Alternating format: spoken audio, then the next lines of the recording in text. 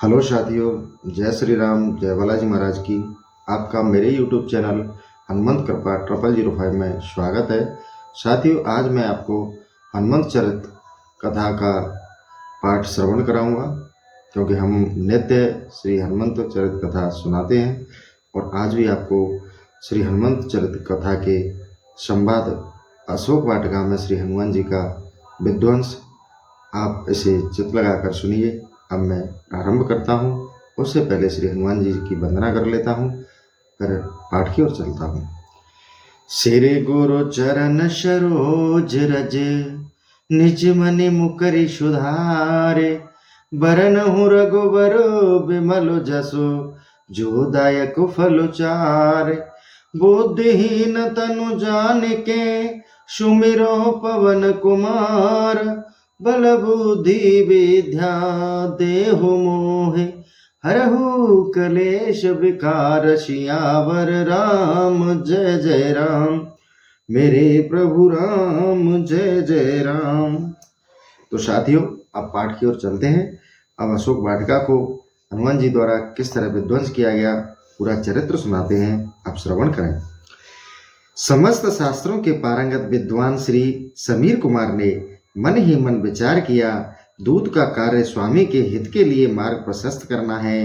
राक्षस राज रावण का यह दुर्ग अभेद है। इसके प्रत्येक द्वार पर इतने अद्भुत और शक्तिशाली यंत्र लगे हैं, जिनके रहते किसी भी वीर वाहिनी का इसमें प्रवेश संभव नहीं है।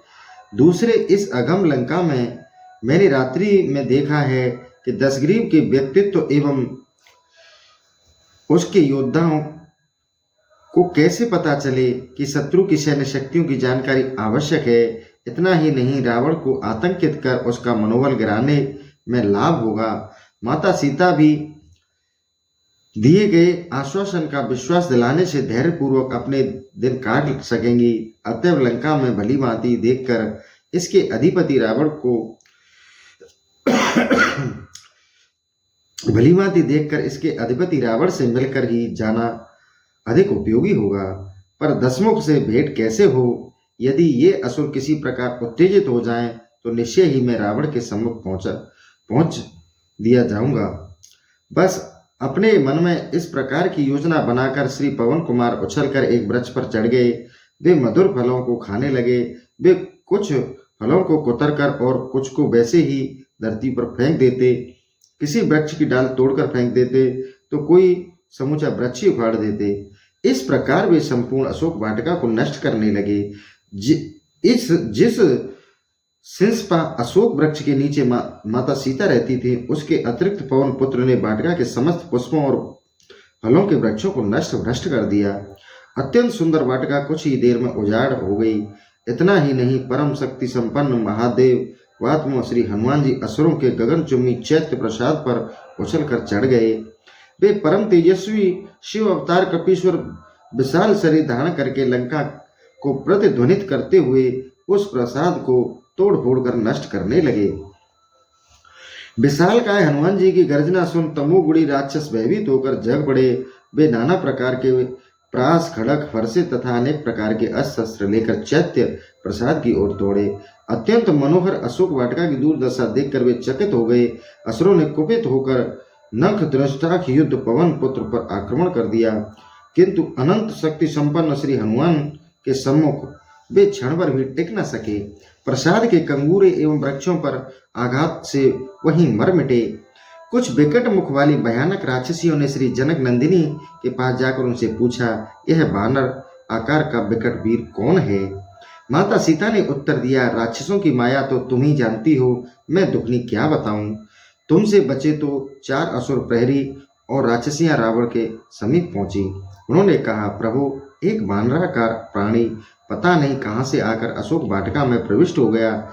उसने पहले तो सीता जी से बात की और फिर हमारे देखते ही देखते संपूर्ण अशोक वाटिका को ध्वस्त कर दिया। वाटिका का एक भी वृक्ष सुरक्षित नहीं रह पाया। इतना ही नहीं, उस दुस्साहसी ने हमारे मणि निर्मित चैत्य प्रसाद को भी तोड़ डाला और हमारे समस्त रक्षकों को मार कर अभी भी वहां सर्वथा निर्भय और निश्चिंत बैठा हुआ है। प्रहरी सैनिकों को में हम 2-3 ही किसी प्रकार अपने प्राण बचाकर यहाँ आ सके हैं। रावण अत्यंत क्रुद्ध हुआ। उसने अभी अभी दुःस्वप्न देखा था। स्वप्न में भी एक विकट वानर उसे बुरी तरह तंग कर रहा था। उसने तुरंत सहस्त्र सैनिकों की एक विशाल वाहिनी भेजी। उस समय स्वर्ण शैलाभ कपि श्रेष्ठ लोहे के विशाल खंभे को लेकर टूटे फूटे मंदिर के सामने बैठे असुरों की प्रतीक्षा कर रहे थे। उन महातेजस्वी श्री पवन पुत्र का मुख अरुण वर्ण और आकृति अत्यंत भयानक थी। असुरों की विशाल वाहिनी आती देख उग्र वेग हनुमान जी ने भयानक गर्जना की। मल्ल विद्या के परमाराध्य श्री अंजनानेय ने विकट मूर्ति देखकर एक उनकी भयानक गर्जना सुनकर राक्षस वीरों का हृदय कांप उठा। उन्होंने वानरेश्वर हनुमान जी पर एक साथ ही अपने अस्त्र शस्त्रों की वर्षा प्रारंभ कर दी, किंतु अमित विक्रम क्रोध रक्तलोचन श्री पवन पुत्र के प्रहार से सम्मुख वे विवश होकर कुछ ही क्षण में मृत्यु मुख में प्रविष्ट हो गए। असुरों की विशाल वाहिनी विनाश की सूचना रावण के पास पहुंची। वह इस संवाद से अत्यंत चकित हुआ। अपने मंत्री प्रहस्त के पुत्र जम्बूमाली को शत्रु वानर को बंदी बनाकर या मृत रूप में लाने के लिए भेजा। जम्बूमाली विशाल काय क्रोधी संग्राम में दुर्जय था। वह क्रोध में उन्मुक्त होकर अशोक वाटिका के लिए चला। चैत्य प्रसार भंजक हनुमान जी फाटक के छज्जे पर खड़े थे। सहस्र असुर वीरों को अपनी ओर आते देख वे प्रसन्नता पूर्वक गर्जना करने लगे। जम्बूमाली ने श्री पवन पुत्र पर तीक्ष्णतम शरों की वर्षा की। हनुमान जी घायल हुए, किंतु उन्होंने एक ही झटके से उसका गर्भ खर्व कर दिया। असुरों का प्राणहीन शरीर पृथ्वी पर गिर पड़ा। प्रहस्त पुत्र जम्बूमाली अपने किंकरों की मृत्यु की सूचना पाकर राक्षस देश रावण आश्चर्य में डूब गया। उसने अपने मंत्री के अमित तेजस्वी अत्यंत बलवान धनुधर अश्रुवेताओं में श्रेष्ठ तथा परस्पर होड़ लगाकर शत्रु पर विजय प्राप्त करने की इच्छा वाले 7 पुत्रों को भेजा। वे 7 अद्भुत वीर और अपनी सहस्त्र वाहिनी के साथ एकांकी रुद्रांश को मारने चले। वे पराक्रमी मंत्री कुमार तपाए हुए स्वर्ण से चित्रित अपने धनुषों को टंकार करते हुए बड़े हर्ष और उत्साह से आगे बढ़े। उधर सूर्य के समान तेजस्वी श्री पवन कुमार प्रचंड लोह स्तंभ लिए असुर सेना की प्रतीक्षा में बैठे थे। असुरों ने उन पर एक साथ भयानक बाण वर्षा की। समरप्रिय परम पराक्रमी श्री हनुमान जी ने उनके तीक्ष्णतम शरों से अपनी रक्षा करते हुए घोर गर्जना द्वारा उन्हें भयभीत करते हुए उन पर आक्रमण किया। कुछ ही देर में सहस्त्रों सैनिकों के साथ 7 मंत्री कुमार धराशायी हो गए। बची खुची सेना भयाक्रांत होकर भाग गई। पुनः रावण के पास सूचना पहुंची। इस संवाद से वह भयभीत हो उठा, किंतु उसने मन को संयमित कर अपने कर्तव्य का निश्चय किया। उसने अपने महान वीर नीति निपुण धैर्यवान विरूपाक्ष, यूपाक्ष और दुर्धर प्रगक्ष और भास्कर नामक 5 सेनापतियों को श्री हनुमान जी को पकड़ लाने की आज्ञा दी। दशग्रीव के 5 सेनापति अपनी विशाल सेना के साथ अशोक वाटिका पहुंचकर अग्रनेत्र श्री हनुमान जी पर एक साथ ही टूट पड़े। उस समय हरांसज हनुमान जी आकार भयानक पर्वत तुल्य हो गया। उनकी भीषणतम आकृति एवं आकाश को विदीर्ण करने वाली गर्जन से असुर निष्प्राण से हो गए। उनके अस्त्र शस्त्र परम शक्ति संपन्न श्री अंजना नंदन को खिलौने तुल्य प्रतीत हुए। उन्होंने कुछ ही क्षणों में समूची सेना के साथ 5 सेनापतियों को रौंद डाला।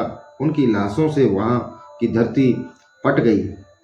बानराधीश श्री पवन नंदन लोह स्तंभ लिए मुख्य फाटक पर खड़े होकर अन्य राक्षस वीरों के आने की प्रतीक्षा करने लगे। उस समय क्रोध संरक्त लोचन कपि सत्तम असुरों का संहार करने के लिए उद्यत भयानकतम काल तुल्य प्रतीत हो रहे थे। राक्षस राज दशानन ने अपने 5 सेनापतियों व सैनिकों एवं वाहनों सहित मारे जाने का दुखद संवाद सुनकर अपने वीर पुत्र अक्षय कुमार की ओर देखा।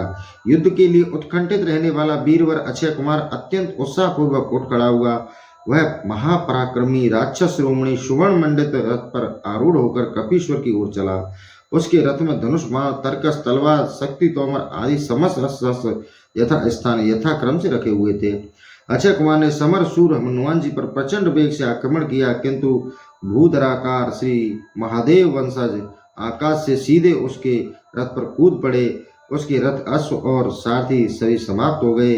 वीरवर अक्षय कुमार रथ से कूदकर श्री पवन पुत्र पर अस्त्र प्रहार करना ही चाहता था कि वे पुनः आकाश में उड़ गए। उनके पीछे राक्षस अक्षय कुमार भी दौड़ा। हनुमान जी ने अत्यंत फुर्ती से उसके दोनों पैर दृढ़ता पूर्वक पकड़ लिए और उसे आकाश में ही हजारों बार वेग पूर्वक घुमाकर जोर से पृथ्वी पर पटक दिया। उच्च आकाश से नीचे गिरने पर असुर राज के प्राण प्रिय पुत्र के किसी भी अंग का पता नहीं चला, केवल यत्र तत्र खून की छींट धारा पर बहती दिख पड़ी। हनुमान जी द्वारा अक्षय कुमार के मारे जाने पर नक्षत्र मंडल में विचरने वाले महर्षियों, यक्षों, नागों, भूतों तथा इंद्र सहित देवताओं ने वहां एकत्र होकर विस्मय के साथ परम तेजस्वी साक्षात काल तुल्य श्री रुद्रांश का दर्शन किया। श्री पवन पुनः युद्ध की प्रतीक्षा करते हुए वाटिका के उसी द्वार पर जा डटे। अक्षय कुमार की मृत्यु का अत्यंत दुखद समाचार रावण के पास पहुंचा। उसने बड़ी कठिनाई से अपना मन स्थिर किया। प्रज्वलित रोशनल दग्ध होता हुआ महाकाय रावण स्वयं हनुमान जी को पकड़ने चला, किंतु इंद्रजीत उसे रोककर कहा, महाभाग, मेरे रहते आप क्यों दुखी होते हो? मैं अभी उस वानर की चंचलता शांत करता हूँ। इंद्रजीत को वानरराज श्री हनुमान जी के साथ युद्धार्थ जाने के लिए उद्यत देखकर रावण ने उसे सावधान करते हुए कहा, बेटा, उस वानर की गति अथवा शक्ति को कोई माप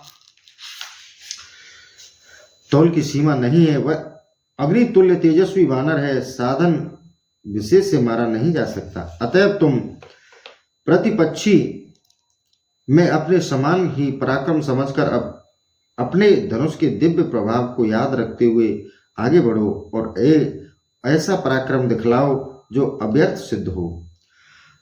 अपने पिता के वचन सुनकर वीरवर मेघनाथ युद्ध के लिए निश्चित विचार करके दशग्रीव की परिक्रमा की और वह अपने अद्भुत रथ की ओर चला। महापराक्रमी इंद्रजीत अपने तेजस्वी रथ पर बैठकर अनेक राक्षसों के साथ पवन पुत्र के समीप पहुंचा। उसका भयंकर सिंहनाद सुन सर्वसमर्थ श्री हनुमान जी लोह स्तंभ लिए आकाश में उड़ गए। धनुधर मेघनाद ने अपने तीक्ष्ण शरों से हनुमान जी को बांध दिया। उनके शरीर से रक्त की धारा बह चली। बृहत्काय हनुमान जी कुपित होकर लोह स्तंभ के प्रबल प्रहार से उसके सारथी को मारकर रथ को चूर्ण विचूर्ण कर दिया। मेघनाद कितने ही वीर राक्षस रक्त वमन करते हुए यमलोक सिधारे। महाकपीश्वर की शक्ति के सम्मुख कोई वश चलता न देख इंद्रजीत ने ब्रह्मपाश छोड़ा। नित्य मुक्त श्री पवन कुमार को विधाता ने ब्रह्मपाश से मुक्त रहने का वरदान पहले ही दे दिया था, किंतु श्री अंजना नंदन मर्यादा अतिक्रमण करना नहीं जानते। वे ब्रह्मपाश को सम्मान प्रदान करने के लिए उसमें बंध गए। मायातीत पवन पुत्र के पृथ्वी पर गिरते ही सब असुर उनके समीप आकर उन्हें डांटने फटकारने लगे। उन्होंने प्रसन्न आत्मा में हनुमान जी पर अपशब्दों की वर्षा करते हुए उन्हें बलकल की रस्सियों से अच्छी तरह कसकर बांध दिया और श्री राम भक्त हनुमान जी ब्रह्मपाश में स्वतः ही मुक्त हो गए। उन राक्षसों को यह पता ही नहीं था कि ब्रह्मपाश बंधन दूसरे बंधन के साथ नहीं रहता। ब्रह्मपाश में मुक्त वानर शिरोमणियों को केवल वृक्षों के बलकल से बांध लेकर मेघनाथ अत्यंत उदास हो चिंतित हो गया। मंत्र शक्ति से परिचित वीरवर इंद्रजीत अच्छी प्रकार जानता था कि एक बार विफल होने पर इसका प्रयोग दूसरी बार संभव नहीं। उसे अपनी विजय संदिग्ध सी प्रतीत हुई। अनंत मंगलय ज्ञान मूर्ति श्री पवन नंदन यद्यपि ब्रह्मपाश से मुक्त हो चुके थे, किंतु उन्होंने ऐसा बर्ताव किया जैसे वे इस बात को जानते ही न हो। वे डरे हुए से प्रतीत हो रहे राक्षस श्री पवन पुत्र को रावण के समीप ले गए। मार्ग में उन्हें देखकर पूर्ववासी दौड़े आते उनके पीछे चलते उन्हें घूंस मारते, गालियां देते, उनके बाल नोच लेते, किंतु श्री रामदूत हनुमान जी अपने स्वामी का कार्य संपादन करने के लिए सब कुछ सुन और सहन कर रहे थे। वे लंका के मार्ग में सैन्य संचालन की दृष्टि से महत्वपूर्ण स्थलों को ध्यानपूर्वक देखते जा रहे थे। इस प्रकार मेघनाथ उन्हें रावण के पास ले गया। तो साथियों, आज का चरित्र अब यही समाप्त करता हूँ। कल हनुमान जी का रावण की सभा में प्रवेश, वहाँ हम हनुमान जी का चरित्र सुनाएंगे। आज हनुमान जी के द्वारा अशोक वाटिका का विध्वंस और रावण के पुत्रों को यमलोक पहुंचाने के संदर्भ में जो चरित्र किया वो आपने सुना। कल हम आपके लिए रावण की सभा में हनुमान जी का संवाद सुनाएंगे। कल फिर आपके लिए उपस्थित होंगे। साथियों, कमेंट में जय श्री राम जय बालाजी महाराज अवश्य लगें। इसी के साथ मैं अपने सेशन को यहीं समाप्त करता हूँ।